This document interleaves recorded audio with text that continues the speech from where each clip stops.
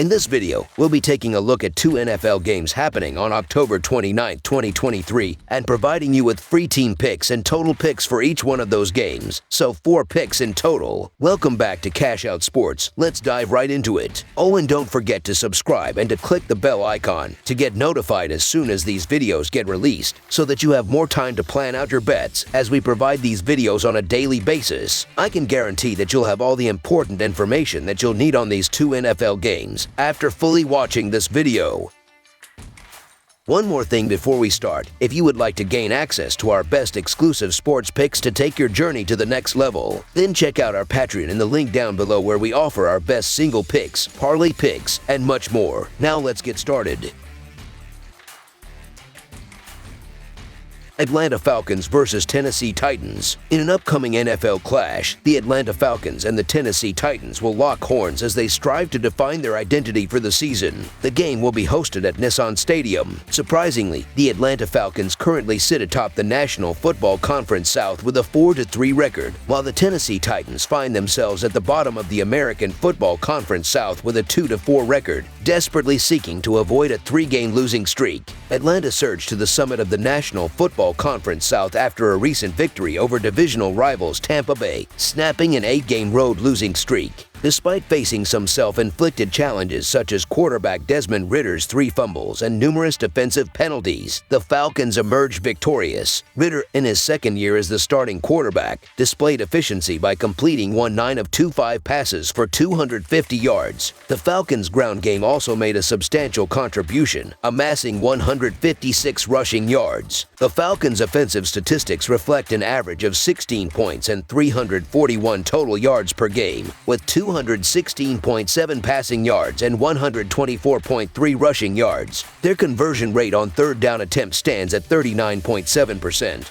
and they managed to score touchdowns on 47.8% of their red zone visits. On the defensive side, the Falcons concede an average of 19 points per game and yield 285.4 total yards, which includes 190.1 passing yards and 95.3 rushing yards. The Falcons' defense has recorded 13 sacks and 4 interceptions this season, while their opponents have converted only 33.7% of their third down attempts and scored touchdowns on 38.8% of their red zone trips. In contrast, the Titans find themselves in a challenging situation, having lost 3 of their last 4 games. With the benefit of an extra week to prepare for a home game against Atlanta, they should be well rested and ready for the challenge. But will it be enough? In their last game, the Titans struggled, falling behind 18-3 in the first half and failing to mount a successful comeback against Baltimore. Quarterback Ryan Tannehill had a rough outing, limited to just 76 passing yards and an interception. Running back Derrick Henry managed 97 rushing yards and a touchdown on 12 carries, but Tennessee's offense struggled, converting just 1 of 9 third down attempts and losing the time of possession battle by over 11 minutes. The Titans' offensive numbers reflect an average of 17 points per game and 283.5 total yards per game, with 173.2 passing yards and 110.3 rushing yards. Their success rate on third down conversions is 33.8%, and they find the end zone in only 33.3% of their red zone trips. On the defensive front, the Titans concede an average of 19.5 points per game and allow 339 total yards per game, including 237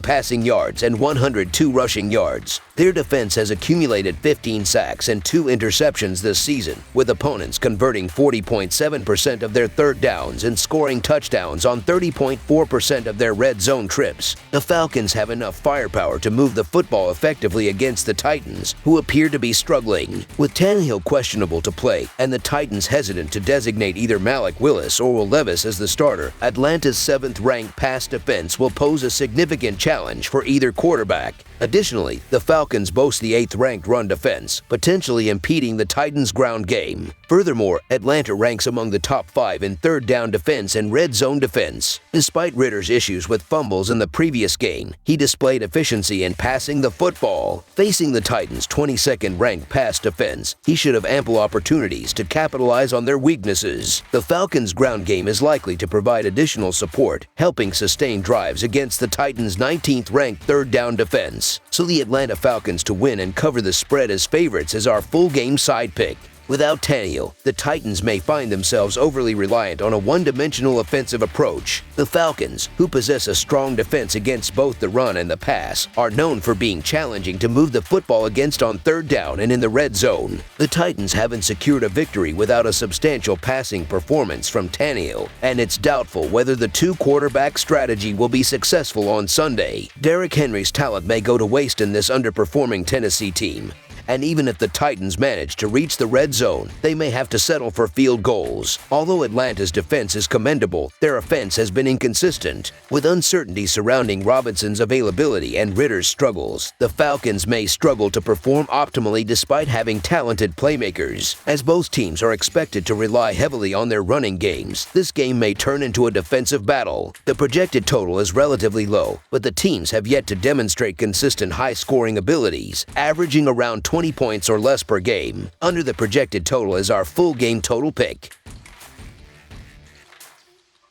Minnesota Vikings versus Green Bay Packers. In a National Football Conference North Division showdown, the Minnesota Vikings are set to clash with the Green Bay Packers as they venture to Green Bay. The Vikings currently hold a 3-4 record and are riding a 2-game winning streak following their significant victory over the San Francisco 49ers on Monday night. On the other hand, the Packers find themselves at 2-4 for the season and have encountered a 3-game losing streak. The Minnesota Vikings stand at 3-4 this season after a 22-17 triumph over the San Francisco 49ers in their most recent game. They took a 16-7 lead into halftime and managed to withstand San Francisco's comeback efforts in the second half. The Vikings outgained the 49ers by a total of 452 to 325 yards and forced 3 turnovers during the game. Minnesota had previously secured a victory against the Bears before the San Francisco matchup. Their offense is currently averaging 22 points per game, with 280 passing yards and 74.9 rushing yards. Kirk Cousins, their quarterback, has thrown for 2,057 yards, 16 touchdowns, and 5 interceptions this season. Alexander Mattison has rushed for 359 yards, while Jordan Addison has caught 29 passes for 400 yards and 6 touchdowns. On the defensive front, the Vikings are allowing an average of 22 points per game this year. The Green Bay Packers, in contrast, hold a 2-4 record this season. They recently suffered a 19-17 loss to the Denver Broncos. Trailing 9-0 at halftime, the Packers managed to grab a 17-16 lead in the fourth quarter but ultimately allowed the game-winning field goal. Green Bay was outgained by the Broncos with a total of 339 to 331 yards and committed 1 turnover during the loss. Their offense is currently averaging 22 points per game, with 199 passing yards and 90.8 rushing yards. Jordan Love, their quarterback, has thrown for 1,263 yards, 10 touchdowns, and 7 interceptions. A.J. Dillon has rushed for 255 yards and 1 touchdown, while Romeo Doubs has caught 23 passes for 258 yards and 4 touchdowns. The Packers' defense is allowing an average of 22 points per game this season. The Vikings have had to adapt to the absence of Jefferson in the offense, which has led to improvements in certain areas such as ball security and rushing. Although they haven't posted extraordinary numbers, they have shown more commitment to the running game over the past 2 weeks. They've divided carries between Alexander Mattison and Akers, which has made it difficult for opponents like the 49ers to pressure Cousins. In addition, the Vikings' defense has displayed strong performances, recording 6 turnovers in the last 2 weeks to support the offense. Conversely, the Packers have encountered significant offensive struggles over the last 3 weeks. They have also suffered from sluggish starts in their last 4 games, where they've been outscored by more than 50 points during the first half of these matches. With a 0-3 start to the season, the Vikings are on the verge of reaching a .500 record and remain in contention for a playoff spot and a divisional title. In contrast, the Packers appear to be heading in the opposite direction,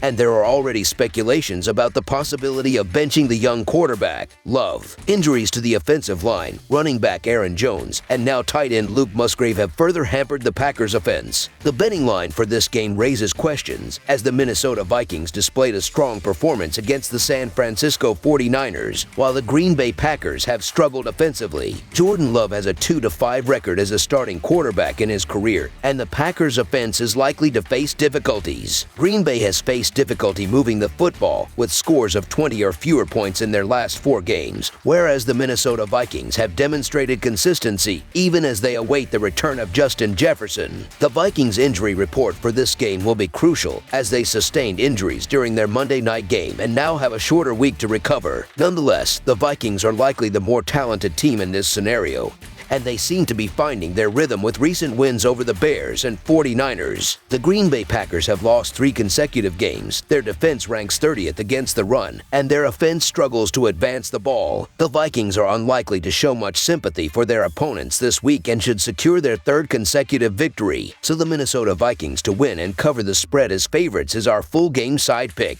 The Packers' offense has struggled significantly in recent weeks, averaging just over 6 yards per pass play against the Denver Broncos, who possess the 30th ranked defense. The leading receiver for the Packers in that game was Jay Dillon, with just 34 yards. In 3 of their last 4 games, the Packers have gone under the total. Meanwhile, despite having one of the league's top passing attacks, the Vikings have also gone under the total in 3 of their last 4 games. Their approach without Jefferson has become more focused on ball control, emphasizing the run game. Over the last 2 weeks, the Vikings' defense has demonstrated strength, holding their opponents to an average of just 15 points per game and forcing 6 turnovers. The under has prevailed in 6 of the 7 games involving the Vikings this season, and it is unlikely that the Packers will score more than 20 points in this game. Jordan Love has been struggling, and the Packers' defense is effective at limiting passing yards, allowing an average of 211.5 passing yards per game. Additionally, with rainy weather in the forecast, it will be challenging to expect a high-scoring contest. Under the projected total is our full game total pick. That's all for now, so if you have any other games you would like reviewed, then leave a comment down below with the game you would like analyzed. Subscribe to our channel, leave a like on this video, and we'll get to it as soon as we possibly can. We would also love to hear your opinion on the picks presented to you in this video, whether you agree or disagree with them, so leave a comment down below and do let us know.